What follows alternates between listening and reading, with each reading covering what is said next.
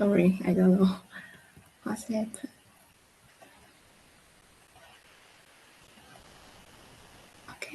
Okay. So hi, I'm Winnie, and for this session, I will introduce the traffic steering use case, and I will introduce the version is the e-release. Okay. So this is my outline, and first I will give you an introduction, and to introduce the components in the traffic steering use case, and to introduce the relationship of each component. So first is the introduction. So what is the traffic steering use case? The traffic steering use case is also called TS use case. And the traffic steering is specific how to steer the traffic, and in mobile networks case, it's like to choose what cell or base station the user is connected to. And why we need the traffic steering use case. The goal of the traffic steering use case is to implement the QoE-based traffic steering. So what is the QoE? QoE is the quality of experience. It is a measure of like the figure the customer's experience with the service. So actually the goal is using the handover to balance the load of base station. Like in this figure, when the base station is overload, maybe it will hand over to other base station. Okay, so how to achieve the traffic steering use case? They have some steps. First is to detect the anomaly, and it will predict the UE's traffic flow and to decision handover. Okay, so for this session, I will give the more detailed introduction later. Okay, so for next is this I want to introduce the traffic steering use case for at least two components. In the NIAT rigs, it have many accept and other components in here. And for the traffic steering use case, it provide a list for main function. Okay, so first is to detect the anomaly UE and its AD access to work list. And the next is to predict the throughput in neighboring cells, and the QP access will do that. And the next is to make a handover decision is for the TS accept. And the last is to send a handover command and the RC accept will do it. Okay. And the other for E2 nodes, it also provide the ISRP, ISRQ, and CQR data to the NIAT rigs, and it also executes the handover decision from the NIAT rigs. Okay, so every component I will introduce more detail in next section. Okay, so for this section, I will introduce the components. Okay, so first is the InfluxDB. InfluxDB is a time series database from the Influx data. So a time series database is a database optimized for time state or time series data. So you can use the time series data to analyze and evaluate from the past few pieces of data to see the relationship between them. Okay. So next is the E2 termination. E2 termination is a component in the NIAT platform, and it provides some function like open or remove the HTTP connection when E2 setup or removal. And it also listens to all the HTTP connection and decode it or sending over the RMR to the accept. And it also listens to the RMR connection.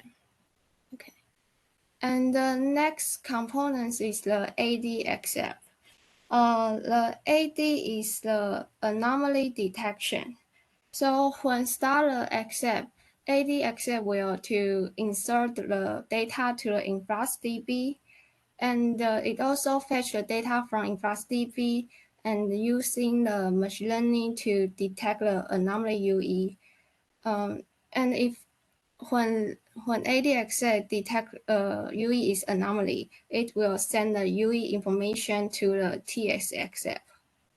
Okay, so for next is the TSXF. TS is the traffic steering, yes. And the TSXF will receive the anomaly detection from the ADXF. And after that, it will to request the prediction for UE throughput and also receive the prediction from the QPXF. Okay, and it also make the handover decision. And after he make the decision, it will send the control request to the RCXF. Okay, and the next XF is QP. QP is the QoE predictor. So when the QP XF receive request from the TXXF, it will fetch data from InfluxDB and predict the throughput in neighboring cell according the anomaly UE. And it also send the predict result to the TSXF. Okay, and the last XF is the RC XF. RC is a RAM control, and it will receive the GPRC control request from other XF, from like the TXF. Yes. And after that, it will send the read control request message to the E2 node. Okay, so all is the components used in the TS use case. And next, I will to introduce their relationship. Okay, so in this figure is the flow of the TS use case. Okay, so first we focus on here. First, the ADXL will to fetch data from the InfluxDB and using the machine learning to detect the UE whether it's the anomaly. And it will send the anomaly UE to the TS accept. Okay. So after TX accept receive the information, receive the message from the AD accept, it will send the ACK message to the AD accept. And it also send the predict request to the 我没有看到叫做 Message to the ADSL 的 app， 你需要先从 App Store 下载。Sorry. Sorry. Okay. Sorry. Here I repeat again. Sorry. Okay. After the TXS, it will send the ACK message to the AD Okay, and also send the predict request to the QP accept. And when QP accept receive the message from the TX accept, it will also it will to fetch the data from InfluxDB to using the machine learning to predict the UE's data, UE's throughput.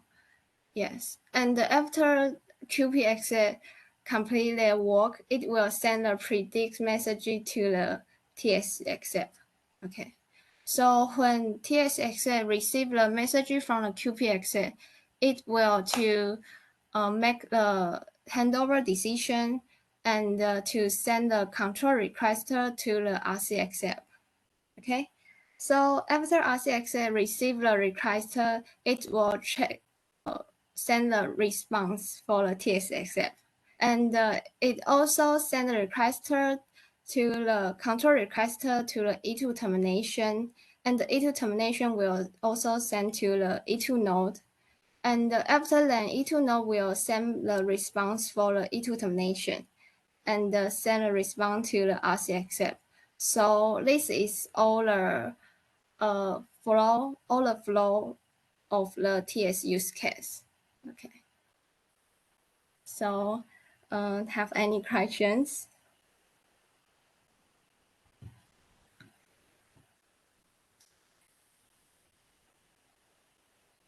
Okay. Sorry, can you just go back to the previous slides? Okay. Well, which size? I'm just curious. What is anonymous Oh, UE? So uh, can you just go to maybe previous one? this one. Yes. Is this one? Oh, maybe next one. Maybe. Okay. I guess. Oh no. Maybe next one. Next one.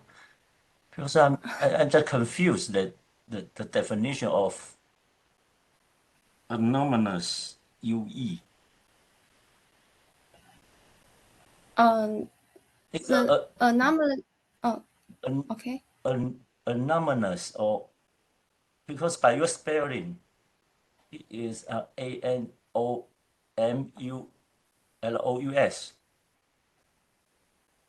So I just think maybe it should be anonymous, or I just make some mistake. Okay. I think it's anomaly UE is same as anomaly. So what is anonymous UE? You just show here. Anomaly UE is not the normal data. Is maybe have some wrong for the UE. So maybe the UE's throughput or ISRP or ISRQ have different with the normal UE. Okay. So I guess the UE has already registered correctly, but somehow maybe at some moment the UE just sends some wrong data, or the situation is a little bit weird, so we just define it as a anomalous UE. So am I correct, or I just made some mistake? So so is your question is why have anomalous UE? Is that? Yeah, something like that. I think because in the some scenario and it sometimes will have some anomalies in here in the true scenario. Is this? Okay. Another question is about influx DB. So it's a bundled database. Yeah, it's a database. It's a relational database. Yes, it's have the time step data, so you can know their time. So So can I just okay, replace it by another database like MySQL or something, some other traditional database? yes. Is that No, possible? no, it's a time series database. So you Okay. use this to know the history of the user. Yes. So I also am very curious about so-called time series database. I just imagine that maybe it's just a traditional database plus timestamp. So maybe I'm not so familiar with this part. So I just want to know what is the so-called time series database. A time series database is to a database is to Winnie, about Winnie, can you yeah. just show us an example? Yes, What are the that yes, information? that would be better. That would be Yeah, better. Yeah, if we what can are the show some. information provided by the database? But no, I didn't have the Okay, example. it's So fine. It's fine. Sorry, it's just out of my personal curiosity. So Sorry. Okay. Hi, my name is Yue Huan, and a side note, time series database is just to designed for the time series. So, if you want to fetch the data with this period of time, so maybe use time series database, something like the InfluxDB, it will be better for you to fetch the time series data. So maybe you just give the upper bound and the lower bound of the time, and it can just give you the correct data within this time. So can I also ask you that if the SQL comment is also similar to the traditional one, like insert, delete, select, is there any difference between this database and a traditional relational database? Do you know what I mean? When you Yes. just issue a SQL comment to the so-called time series database, is there any difference between TSDB and like MySQL? Actually, I'm not familiar with the MySQL, Oh, but okay. I think why the reason why the TS use case wants to use this InfluxDB because the data they provide from the E2 node is time series is very relation to the time. So if we want to store this data into the time series database, it will be better for us to access. So I think, I think this is my opinion. So I'm not sure about the MySQL part. Sorry. Okay. So can I also ask another question? Some ideas just come to my mind that is E2 like manager or E2 something providing some kind of housekeeping function.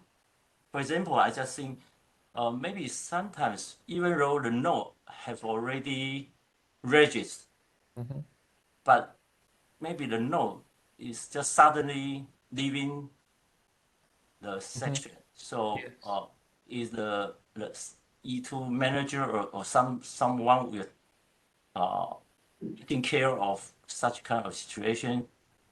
Yes. So Yes. I define it as a housekeeping function. Housekeeping. Oh, okay. I know what you mean. So sorry, Winnie, can I share my screen? Maybe I can share a Okay. schedule for Okay. professor. Thank you. So Winnie, can you assign a permission to me? I did it. Uh, I did it. Okay, thank you. Wait 1 second. Let me find.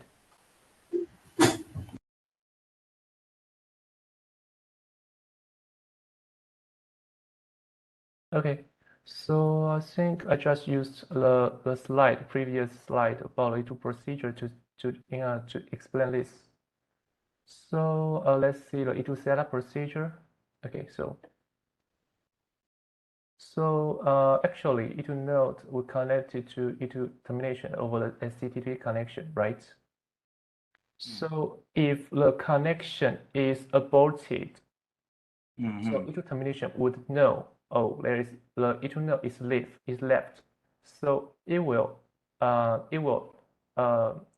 E2 termination would tell the E2 manager that the E2 node is left. So it will change the status for this E2 node. So another something like the accept or the platform component, they can know this E2 node is left with so it's disconnected.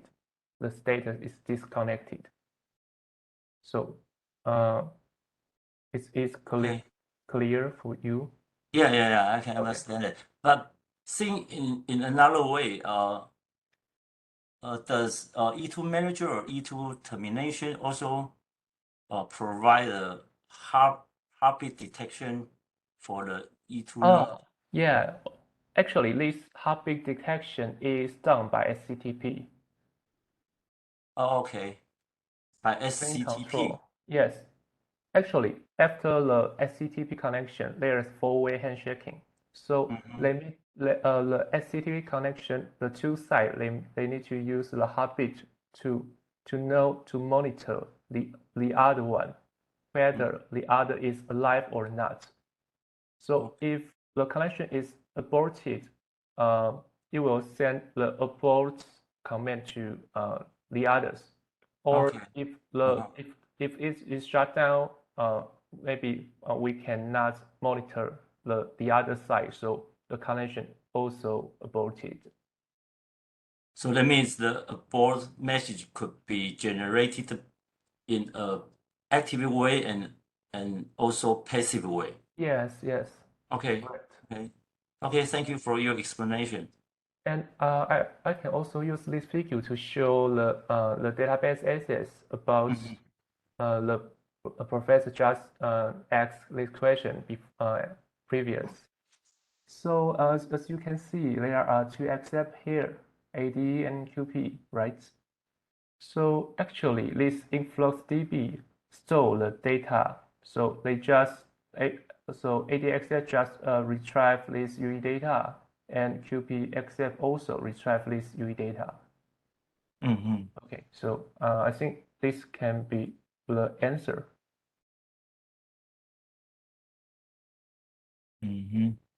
Okay, so Okay. Thank you. okay, thank you, Professor.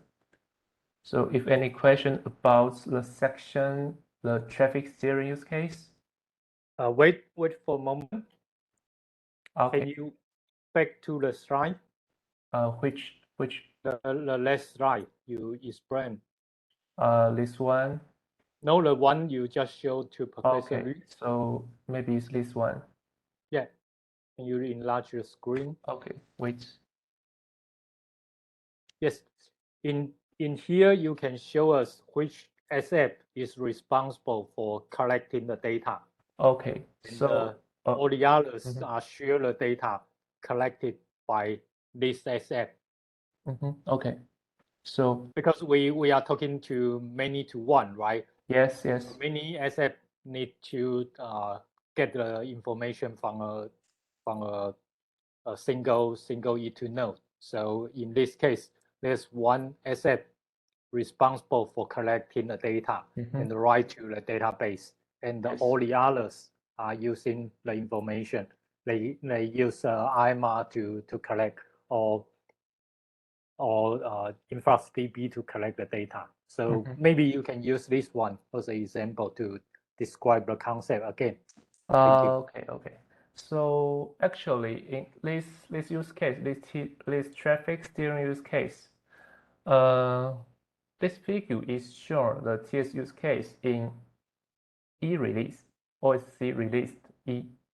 So actually, they don't in this figure they don't show the how does accept collect the data and store the InfluxDB, because in OSCE release they don't achieve this step.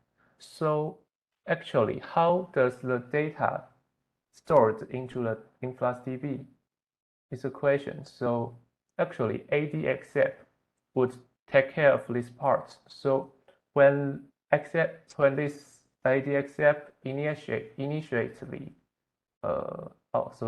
when this AD-accept starts, it will just store the data into this InfluxDB. Then it will just fetch the data back as the normal procedure to use this data to training the model. Then to forward this to find out the anomalous UE. Okay, so actually this figure don't show the store procedure, but this figure shows how does the accept share the data. So AD-accept can fetch the data from InfluxDB, and QP-accept also can use the API to access this InfluxDB data. So, but according to this figure, the RCSF is the one who communicate with the E2 node, right? yes. Yeah. So the RCSF is the only one who will trigger the E2 procedure to collect the data. So the data will be collected by RCSF. So all the information provided in the InfluxDB may be maybe is written by RCSF, because RCSF is a termination point from your figure. Am I right? No, actually, No. sorry, I think I need to use another figure to explain this idea. Maybe this figure is okay. So maybe you can see there are two accept, right, with E2 service model. So how do accept control? How does accept collect the data is a problem. So they use the E2 service model to describe this procedure. So something like, for example, this accept using this accept want to collect the data APN to collect the data. And this accept want to control the base station. So it may need to implement the E2 service model rank control. So Okay. actually they are separate. They are separated. Okay. Let's use this as an example. In the previous figure, which of the SF will implement E2SM? Will have E2SM inside the SF?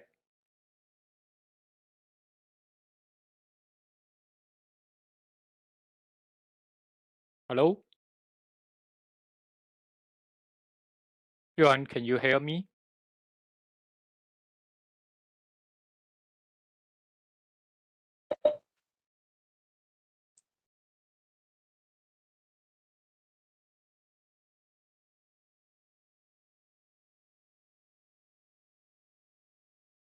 Hello? Professor, I can hear you. Maybe Yuan just encountered some problem. Okay, thank you.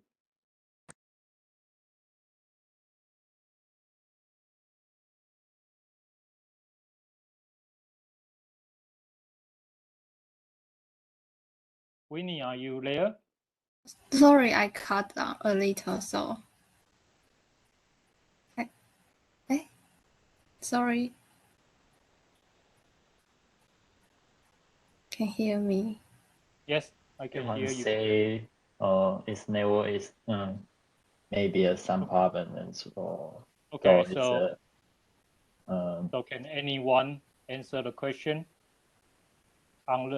Winnie, can you show us your screen? Okay, wait for me. Okay, can share the permit. Give me. Okay.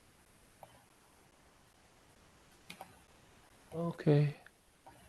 Yuhong's come. Sorry. It's back. Sorry, my network connection is disconnected. So the question is continue, or we just discuss later? I think you can try to answer the question. In the last video shown from Winnie's presentation, Okay. which of them has service model embedded in the SF? Okay. So can you see my screen now? Yes. Okay. So okay. So in this figure, in the TS use case, only the RCXF has the E2 service model rank control. Only Okay. the rank control accept has the E2 service model rank control. So it just is responsible for the control. So it just control the E2 termination. So if we want to store the data, we need a E2 service model KPN to store this data. But in the implementation of the CE release, they don't achieve this step. So I cannot show this step here.